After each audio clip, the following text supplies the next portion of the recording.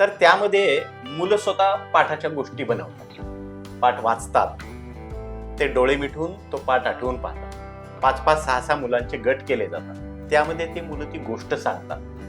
माझ्या शाळेतल्या मुलांसाठी टॅब आहेत, स्मार्ट बोर्ड आहेत, लॅपटॉप आहे. जी गोष्ट त्याने वाचली आहे, समजून घेतली आहे, विद्यार्थ्यांना गटात सांगितले आणि ज्याची गोष्ट लिहिली आहे तीच गोष्ट कॅमेरा समोर, स्मार्ट बोर्ड समोर, लॅपटॉप समोर येऊन त्या विद्यार्थ्याने व्हिडिओ फॉर्मॅटमध्ये रेकॉर्ड करायची. मुलं आठवून पाहायला लागली, गोष्टी एकमेकात सांगायला लागली. त्यांचं अभिव्यक्ती आणि संभाषण कौशल्य ऑटोमॅटिक विकसित झालं. पुढे जाऊन त्यांना कथा लिहायला लावलं. मी भविष्यातले लेखक तयार करतो. लिसनिंग, रायटिंग, रायटिंग, स्पीकिंग आणि त्याच्या पुढे जाऊन मी रिपोर्टिंग स्किलवरती काम करायला सुरुवात केली. आणि मुलांच्या मग आज सुंदर अशा गोष्टी तयार झाल्या.